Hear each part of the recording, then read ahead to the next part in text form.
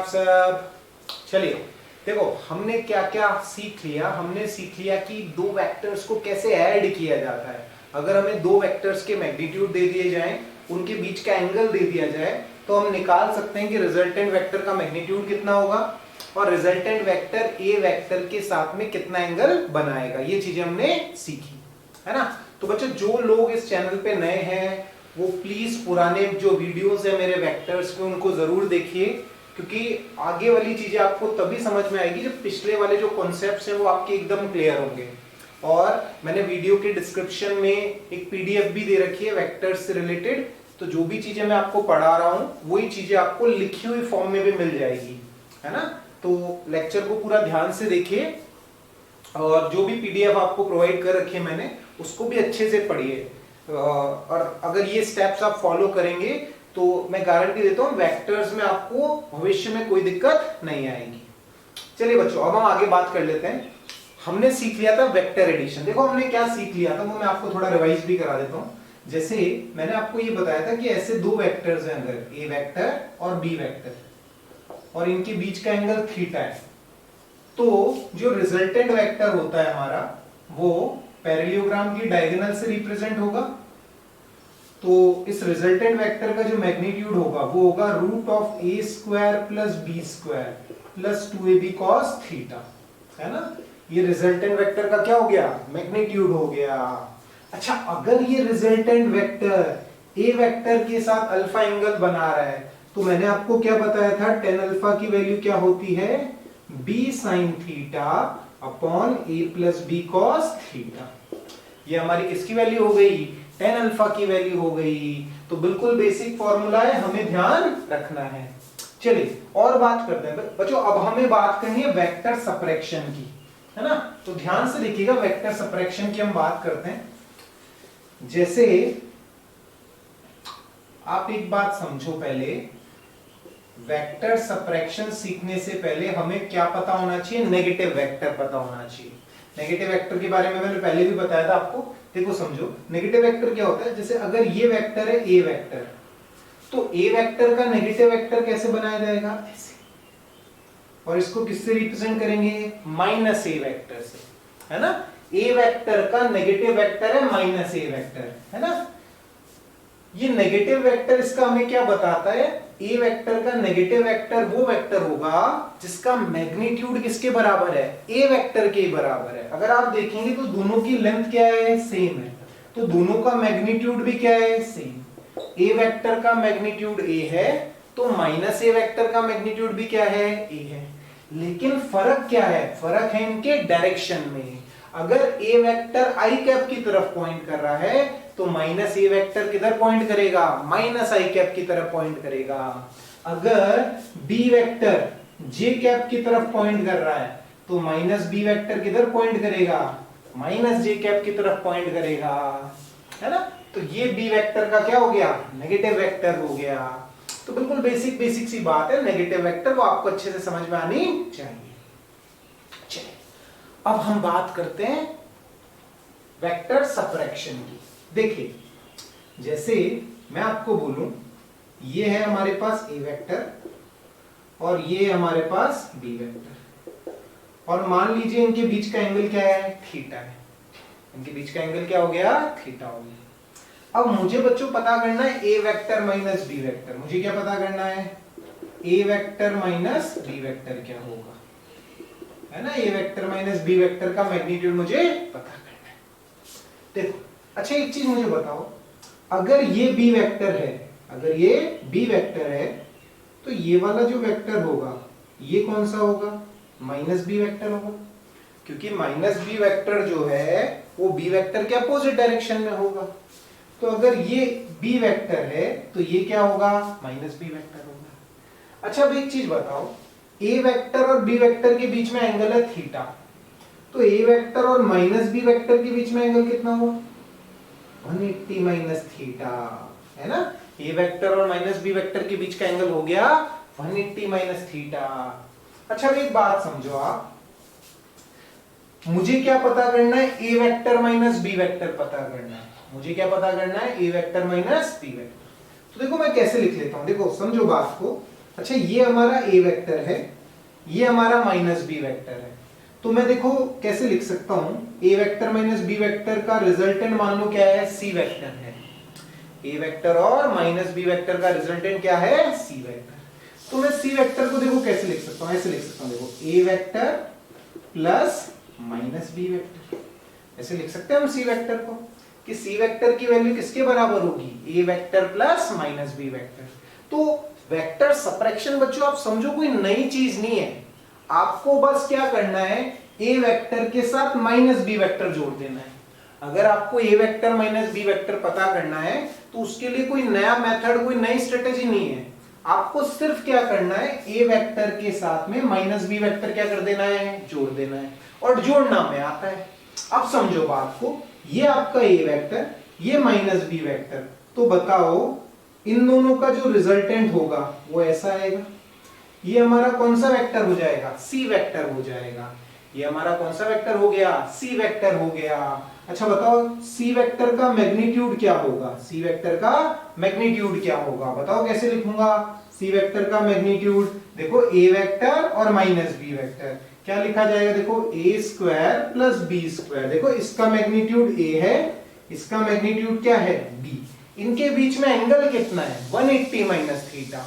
तो क्या लिखा जाएगा इनके रिजल्टेंट का मैग्नीट्यूड, ए वेक्टर और माइनस बी वेक्टर के रिजल्टेंट का magnitude, root A square plus B square plus 2ab cos 180 minus theta, cos 180 minus theta.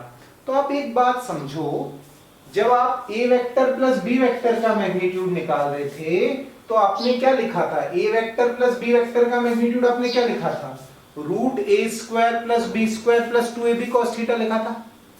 A vector minus B vector का मैग्नीट्यूड आपने क्या लिखा, root A square plus B square plus 2ab cos 180 minus theta.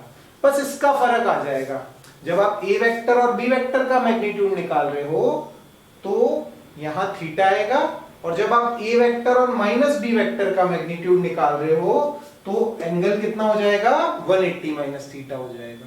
बस इतना सा फर्क आता है वेक्टर सप्रेक्शन के अंदर, तो कोई मुश्किल वाली बात ये हमारे लिए नहीं है ना।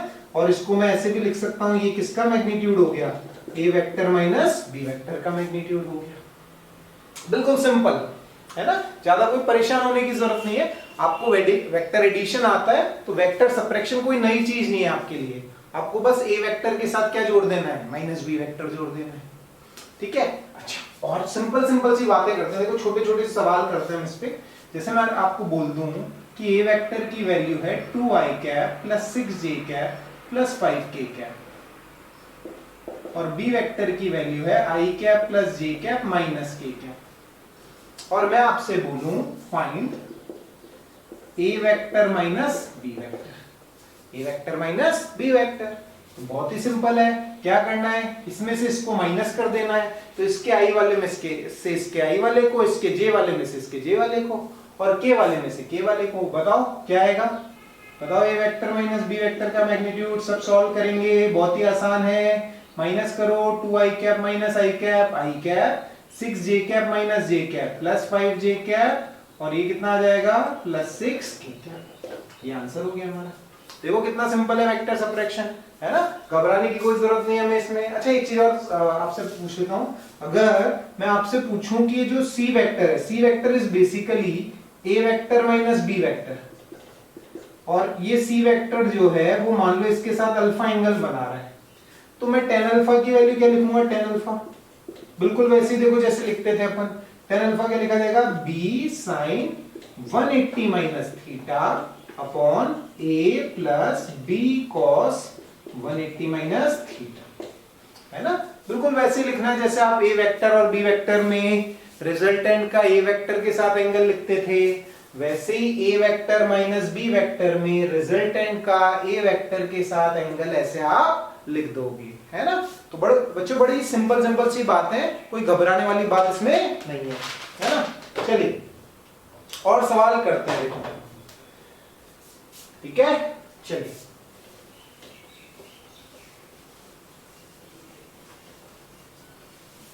जैसे देखो और कुछ सवाल करते हैं।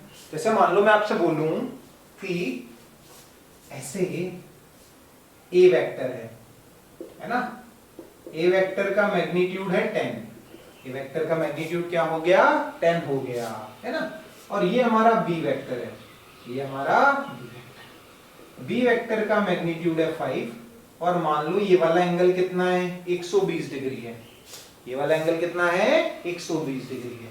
हमें क्या पता करना है, फाइंड ए वेक्टर माइनस बी वेक्टर का magnitude, A vector minus B vector का मैग्नीट्यूड कितना होगा वो मुझे पता करना है। चलिए देखिए, अच्छा पहले आप ये देखो कि ए वेक्टर और माइनस बी वेक्टर के बीच में एंगल कितना होगा। देखो समझो बात को अच्छे से, ये आपका ए वेक्टर है, देखो मैग्नीट्यूड कितना है इसका 10। अच्छा अगर ये बी वेक्टर है तो ये अपोजिट डायरेक्शन में कौन होगा, देखो यहाँ पे अगर आप देखोगे ये अपोजिट डायरेक्शन में माइनस बी वेक्टर होगा, तो उसको मैं ऐसे बना देता हूं, देखो ये माइनस बी वेक्टर हो गया है ना। अच्छा ये वाला एंगल क्या था, ये वाला एंगल था 120, तो ये वाला जो एंगल होगा वो होगा 60 डिग्री, ये वाला एंगल क्या होगा 60 डिग्री, और इसका मैग्नीट्यूड क्या है 5 है। अब क्या लिखूं बताओ, ए वेक्टर माइनस बी वेक्टर का मैग्नीट्यूड क्या लिख दूं बोलो। ये आपका A vector minus B vector कैसा होगा, देखो ये डायगोनल जा रही है, ये आपका कौन सा वेक्टर हो जाना है ए वेक्टर माइनस बी वेक्टर है ना। और इसकी जो लेंथ होगी वो ए वेक्टर माइनस बी वेक्टर के मैग्नीट्यूड को रिप्रेजेंट कर रही होगी। कैसे निकाले, अब देखो बड़ा ही सिंपल है, क्या है देखो ए वेक्टर और माइनस बी वेक्टर के बीच में, ए वेक्टर और माइनस बी वेक्टर के बीच में एंगल कितना है 60 डिग्री है, तो ए वेक्टर और माइनस बी वेक्टर के बीच में एंगल 60 डिग्री है, तो रिजल्टेंट का मैग्नीट्यूड क्या आएगा, देखो समझो बात को अच्छे से, 10 square plus 5 square 2 into 10 5 cos 60 ऐसे आ जाएगा। cos 60 1/2 से ये 2 कैंसिल, सॉल्व करोगे तो ये आएगा आपके पास 100 प्लस 25 प्लस 50, आंसर आ जाएगा आपके पास √175। ऐसे आप A vector minus B vector का क्या पता कर सकते हो, मैग्नीट्यूड पता कर सकते हो। सिंपल सी बात है, बिल्कुल कोई घबराने वाली बात इसमें नहीं है ना। चलिए और बात हम करते हैं, देखो जैसे देखो ठीक है, बिल्कुल वेक्टर एडिशन जैसा ही है ना। देखो और बात समझते हैं, जैसे मान लो ये एक वेक्टर है जिसका मैग्नीट्यूड है 6, ये हमारी एक्स एक्सिस, ये वाई एक्सिस, ये दूसरा वेक्टर है जिसका मैग्नीट्यूड क्या है 10√2। मान लो ये ए वेक्टर है, ये आपका बी वेक्टर है, और ये वाला जो एंगल है वो 45 डिग्री है, ये वाला एंगल क्या हो गया 45 डिग्री हो गया, ठीक है। अब आपको क्या पता करना है, आपको पता करना है ए वेक्टर माइनस बी वेक्टर का magnitude, A vector minus B vector का मैग्नीट्यूड कितना होगा, ए वेक्टर माइनस बी वेक्टर का मैग्नीट्यूड वो आपको पता करना है। देखो समझो बात को, ये आपका ए वेक्टर है, ये बी वेक्टर है, तो अगर मैं आपका लिए बनाऊं ए वेक्टर माइनस बी वेक्टर, देखो ये ए वेक्टर ऐसे है, आपका बी वेक्टर ऐसा था आपका बी वेक्टर, तो माइनस बी वेक्टर जो होगा वो ऐसा होगा इस तरह से, ठीक है।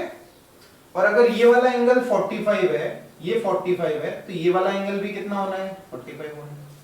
तो ए वेक्टर और माइनस बी वेक्टर के बीच में एंगल कितना हो गया बच्चों 45 डिग्री हो गया, कितना हो गया 45 डिग्री, और इसका मैग्नीट्यूड कितना है 10√2 है।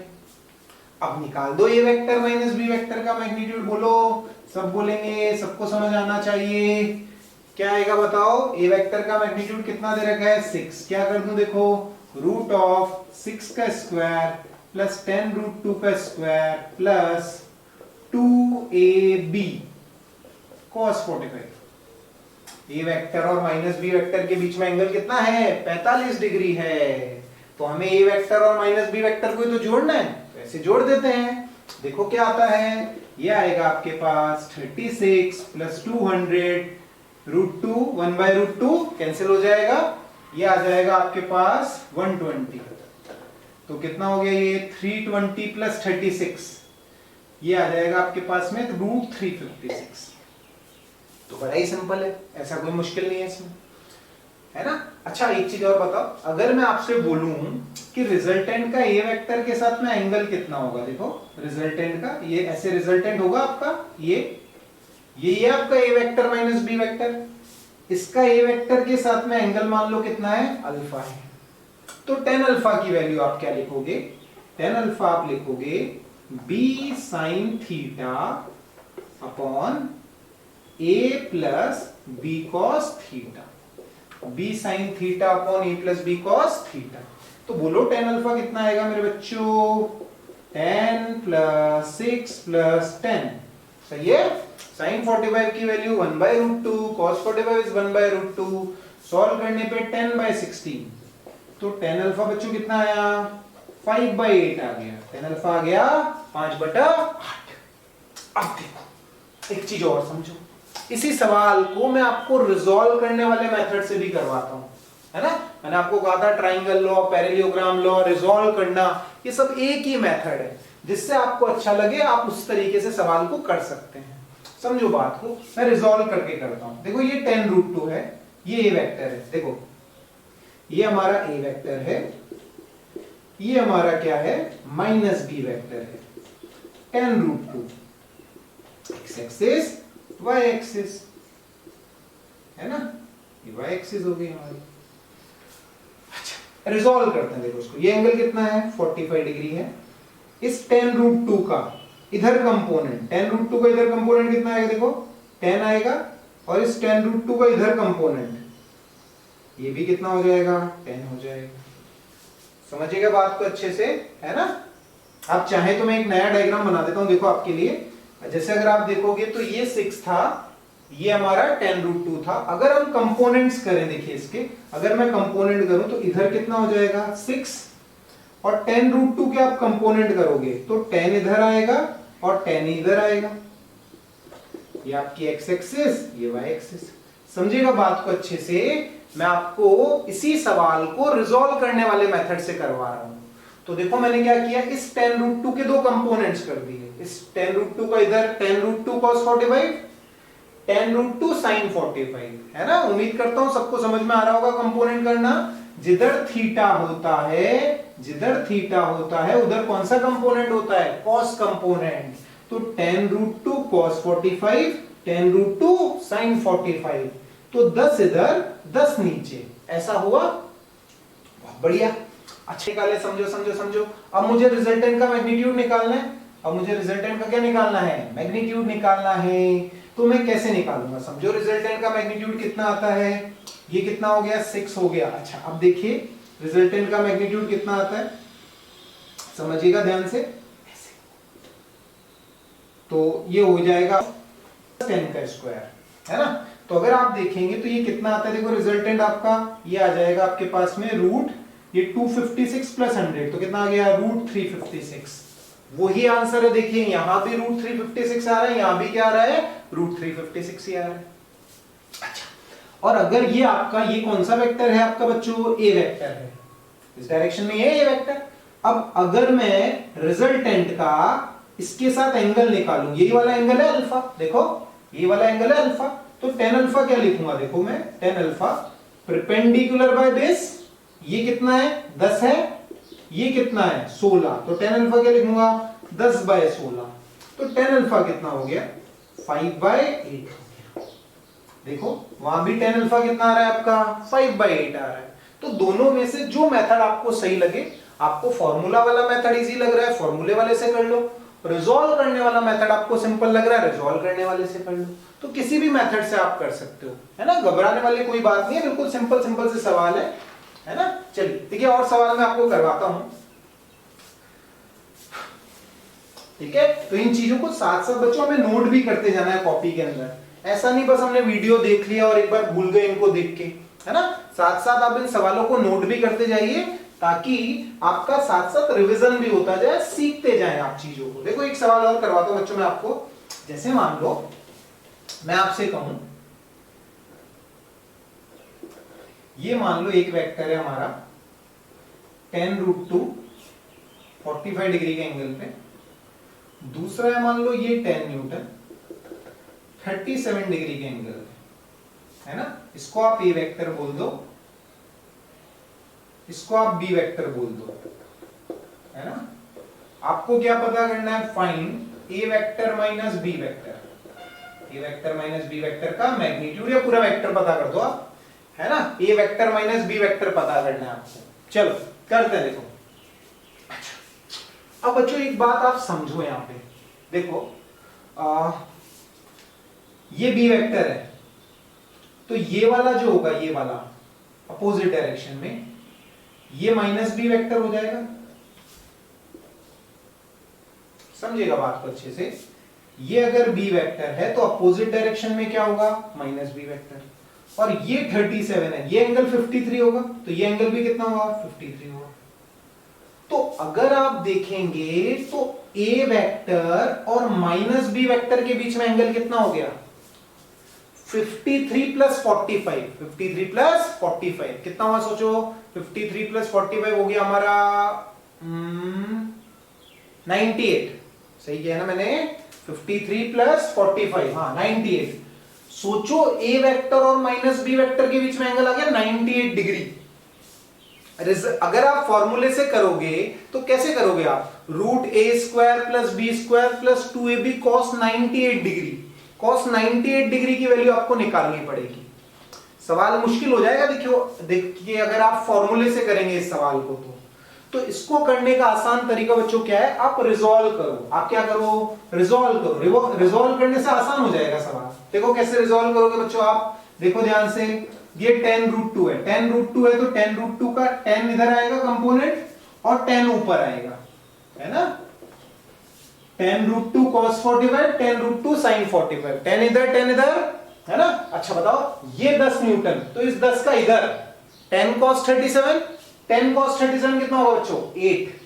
10 cos 37 कितना होगा, 8। 10 into 4/5, आंसर इज 8। और 10 sin 37, 10 sin 37 किधर होगा, 6 नीचे। सही है। अब देखो सॉल्व करो, देखो 10 ऊपर 6 नीचे, 10 ज्यादा है तो ऊपर क्या बचेगा, 4। ऊपर क्या बचेगा, 4। इधर कितना रहेगा, 18। इधर क्या रहेगा, 18, है ना। अच्छा ये पहले मैं ए वेक्टर प्लस बी वेक्टर ही पता कर दिया मैंने, माइनस बी तो लिया ही नहीं, है ना। ये एक्चुअली में हमने जो कंपोनेंट्स कर लिए, ये बी वेक्टर के कंपोनेंट्स कर लिए। तो पहले ए वेक्टर प्लस बी वेक्टर निकाल लेते हैं, फिर ए वेक्टर माइनस बी वेक्टर निकाल लेंगे। तो ऊपर हो गया 4, इधर हो गया 18, तो ये क्या आएगा बच्चों आपका, ये आएगा आपका A vector plus B vector.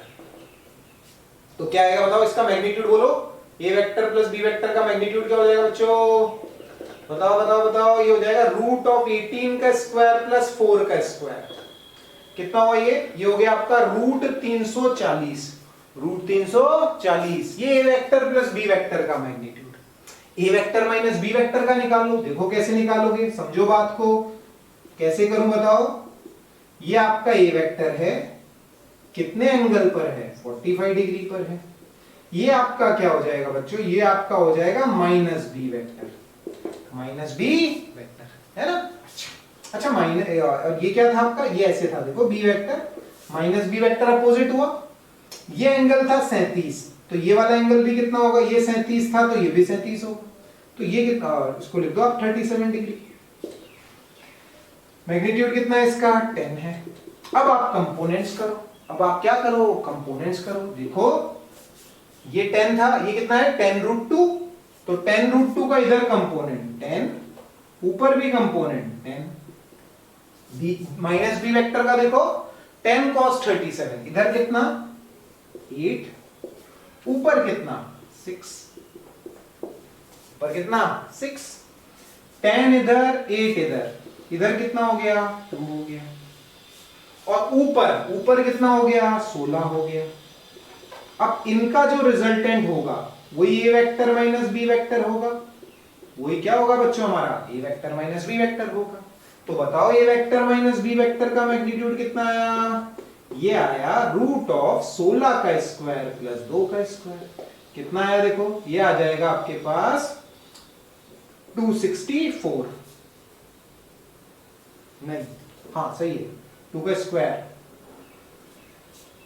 नहीं 260 आएगा नहीं, ए वेक्टर माइनस बी वेक्टर का मैग्नीट्यूड रूट 260। तो बच्चों आप एक चीज समझो, और मान लो मेरे को एंगल भी पूछ लेता है कि ये एंगल बताओ, तो टेन अल्फा बच्चों में क्या लिख देता, बोलो टेन अल्फा की वैल्यू, टेन अल्फा की वैल्यू में लिख देता 16/2, कितनी लिख देता 8।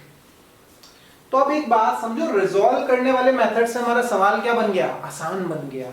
फॉर्मूला तो बस एक मेथड है कि हाँ यार ये फॉर्मूला है, इसको याद रख लेना है, लेकिन हर सवाल आप फॉर्मूले से करेंगे तो फिर कुछ सवाल में आपको मुश्किल आ जाएगी। तो आपको देखना पड़ेगा कि कौन सा मेथड अप्लाई करो। कभी क्या होता है, कभी फॉर्मूला वाला जो मेथड है हमारा वो आसान हो जाता है, और कभी ये रिजॉल्व करने वाला मेथड है वो ज्यादा आसान हो जाता है। तो आपको दोनों मेथड अच्छे से आने चाहिए, है ना। चलिए अब देखिए अगला सवाल हम करते हैं, फटाफट करने की उसे कोशिश करेंगे रिजॉल्व करने वाले मेथड से, है ना। अगला सवाल आपको करना है रिजॉल्व करने वाले मेथड से। देखिए बढ़िया एकदम, जैसे मान लो मैं आपको बोलूं ये आपकी एक्स एक्सिस, ये वाई एक्सिस, मान लो मैंने आपको बोला 20√2 इधर है, इसे आप ए वेक्टर बोल दो, और मान लो ये वाला एंगल है 45 डिग्री, और ये आपका बी वेक्टर है 20 न्यूटन 53 डिग्री के एंगल में, 53 डिग्री के एंगल पे। अब मैंने आपसे पूछा कि ए वेक्टर माइनस बी वेक्टर का मैग्नीट्यूड बताओ, ए वेक्टर माइनस बी वेक्टर का मैग्नीट्यूड बताओ कितना होगा, है ना। अब देखो सब कुछ इसी डायग्राम में करने की कोशिश करते हैं, है ना। देखो समझो, ये वेक्टर है, ये बी वेक्टर है, तो जो आपका माइनस बी वेक्टर होगा, जो आपका माइनस बी वेक्टर होगा वो कैसा होगा बच्चों। देखो सब कुछ इसी में करने की हम कोशिश कर रहे हैं, ध्यान दीजिएगा अच्छे से, है ना। बार बार हमें नया डायग्राम बनाने की जरूरत नहीं है, अब स्पीड से करने की कोशिश करते हैं थोड़ा। देखो ये बी वेक्टर है, ये आपका बी वेक्टर है, तो देखो ये वाला जो वेक्टर होगा, ये वाला जो वेक्टर होगा इधर, ये माइनस बी वेक्टर होगा आपका, ये क्या होगा माइनस बी वेक्टर। अच्छा अगर ये माइनस बी वेक्टर होगा तो ये वाला जो एंगल होगा बच्चों, ये वाला एंगल कितना होगा 53 डिग्री हो जाएगा। कितना हो जाएगा ये वाला एंगल 53। देखो ये 53 है हॉरिजॉन्टल के साथ, तो ये वाला एंगल भी कितना होगा 53 होगा, और माइनस बी वेक्टर का मैग्नीट्यूड बच्चों कितना है 20 है।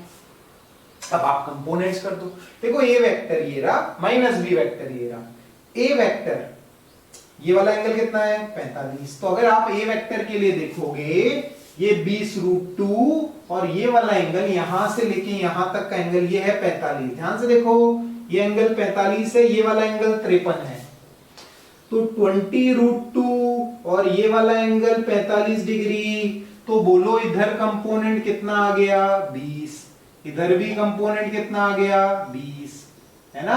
सबको समझ आना चाहिए। 20√2 का इधर कंपोनेंट 20, 20√2 cos 45, 20√2 sin 45, और बोलो ये माइनस बी वेक्टर आपका, ये 20, ये 53 डिग्री, तो इधर कंपोनेंट क्या आएगा 20 cos 53। ध्यान से देखो ये है आपका माइनस बी वेक्टर, ये एंगल है 53 डिग्री, तो इधर कंपोनेंट क्या आएगा b cos 53, मतलब 20 cos 53, 20 cos 53 मतलब 20 into 3/5, तो ये कितना आया 12 आया, 20 into 3/5 12 आया। इधर क्या आएगा, इधर आएगा ये 20 cos 53, इधर क्या आएगा 20 sin 53, मतलब 20 into 4/5, ये कितना आएगा 16। अब इधर हो गया 32, इधर क्या हो गया 36, तो जो ए वेक्टर माइनस बी वेक्टर आएगा वो ऐसा कुछ होगा, और मान लेते हैं ये वाला एंगल कितना है अल्फा, ये वाला एंगल क्या है अल्फा। अच्छा अगर मेरे को ए वेक्टर माइनस बी वेक्टर आई कैप और जे कैप के टर्म्स में लिखना है तो बोलो कैसे लिखूंगा। देखो इधर 12 है, सॉरी इधर 32 है, इधर 36 है, तो क्या लिखूंगा -32 आई कैप -36 जे कैप, -32 आई कैप और -36 जे कैप। अब बताओ बच्चों इसका मैग्नीट्यूड क्या होगा, वो तो हमें सबको आता है निकालना, √32 का स्क्वायर प्लस 36 का स्क्वायर, है ना। अच्छा ये वाला एंगल अल्फा पूछ लो आपसे मैं, तो tan अल्फा की वैल्यू कितनी हुई, ये 36 ये 32, तो tan अल्फा इज 36/32, तो कितना आ गया बच्चों ये 18/32 16 है ना, तो 4 से काट देते हैं, 4 9 और 8, tan अल्फा की वैल्यू कितनी हो जाएगी 9/8 है। देखो कितना आसान हो गया अगर आपको रिजॉल्व करने वाला मेथड आता है तो, है ना। तो बच्चों ऐसे करने हैं हमको सवाल, ठीक है। देखो एक आध सवाल और करते हैं, हम स्पीड से करेंगे थोड़ा सवाल को और, है ना, थोड़ी स्पीड हमें बढ़ानी है। अब बेसिक सारी चीजें मैंने आपको बहुत अच्छे से समझाई है। देखो एक और करते हैं, जैसे मान लो ये आपका ए वेक्टर 20 न्यूटन है ना, और ये मान लो आपका 10√2 45 डिग्री, ए वेक्टर बी वेक्टर, ए वेक्टर और बी वेक्टर। अब पता कर दीजिए ए वेक्टर माइनस बी वेक्टर का मैग्नीट्यूड, उसको वेक्टर फॉर्म में एंगल सब कुछ पता करना है। देखो ये आपका ए वेक्टर, तो ये आपका क्या होगा माइनस बी वेक्टर, ये 45 तो ये भी 45, ये 10√2, ये 10√2। अब इस 10√2 का 10 इधर 10 इधर, है ना, 10√2 का 10 इधर 10 इधर। ए वेक्टर के कंपोनेंट करने की कोई जरूरत नहीं क्योंकि वो ऑलरेडी एक्स एक्सिस के अलोंग है। तो अगर आप देखेंगे तो इधर कितना हो गया 30 हो गया, 28 10 ये 30, ऊपर कितना हो गया 10 हो गया। इन दोनों का जो रिजल्टेंट होगा वो हमारा क्या होगा ए वेक्टर माइनस बी वेक्टर होगा। तो ए वेक्टर माइनस बी वेक्टर को आई कैप और जे कैप की टर्म्स में क्या लिख दूं 30 आई कैप प्लस 10 जे कैप, 30 आई कैप प्लस 10 जे कैप। मैग्नीट्यूड क्या लिख दूं बोलो A vector minus B vector का रूट ऑफ 30 का स्क्वायर प्लस 10 का स्क्वायर, तो रूट ऑफ 1000। अच्छा अल्फा एंगल बोल दूं आपसे ये, तो tan अल्फा की वैल्यू ये है 10 ये है 30, तो 10/30 1/3। देखो सब कुछ आ गया, कुछ भी पूछ ले आपसे, है ना। tan अल्फा हमने कैलकुलेट कर लिया, आई कैप जे कैप के टर्म्स में रिप्रेजेंट कर दिया, वेक्टर का मैग्नीट्यूड पता कर दिया, है ना। तो बिल्कुल आसान से सवाल आपको करने आने चाहिए। अच्छा सोचो मैं आपसे इसी सवाल में पूछ लेता ए वेक्टर प्लस बी वेक्टर का मैग्नीट्यूड निकालो, तो देखो ये रहा ए वेक्टर, ये रहा आपका बी वेक्टर। कैसे करोगे ए वेक्टर बी वेक्टर, थोड़ा सा अलग डायग्राम बना लेते हैं। देखो ये है आपका 20, ये बी वेक्टर, मैं आपसे क्या बोल रहा हूं ए वेक्टर प्लस बी वेक्टर, ए वेक्टर प्लस बी वेक्टर का मैग्नीट्यूड tan अल्फा सब निकाल दो। देखो ये है आपका ए वेक्टर, ये देखो बी वेक्टर, इस बी वेक्टर का इधर कंपोनेंट 10, इधर कंपोनेंट 10, है ना। तो नेट क्या बचा, इधर क्या बचा 10, 20 इधर 10 इधर, तो इधर 10, 20 ज्यादा है 10 इधर, तो इन दोनों का जो रिजल्टेंट होगा वो आपका A vector plus B vector होगा। तो क्या लिखूं बोलो A vector plus B vector vector form में tan I cap minus tan J cap, tan I cap minus tan J cap. अच्छा इसका मैग्नीट्यूड बोलो A vector plus B vector का मैग्नीट्यूड 10√2, सुनना है सबको। देखो रूट ऑफ 10 का स्क्वायर प्लस 10 का स्क्वायर 10√2। अच्छा अल्फा पूछ लूं आपसे मैं, ये वाला कोई भी एंगल पूछ लूं, ये पूछ लूं, ये पूछ लूं, बताओ कितना आ जाएगा। ये भी 10 है, ये भी 10 है, तो tan अल्फा इज 10/10 1, तो अल्फा कितना 45 डिग्री। ठीक है, तो बच्चों देखो कितना आसान मेथड है रिजॉल्व करना। तो रिजॉल्व करना हमें अच्छे से आना चाहिए, है ना। और देखना पड़ेगा हमें कि ए वेक्टर प्लस बी वेक्टर पता करना है, ए वेक्टर माइनस बी वेक्टर पता करना है। तो उम्मीद करता हूँ चीजें आपको अच्छे से समझ में आ रही होंगी। और नोट्स में से बच्चों जो पीडीएफ मैंने आपको डिस्क्रिप्शन में दे रखी है उससे रिवाइज करना ना भूलें इसे, है ना। जो चीजें मैंने आपको सिखाई है इनको आप कॉपी के अंदर लिखिए, साथ ही साथ मैं आपको जो नोट्स दे रहा हूँ उनको आप पढ़िए।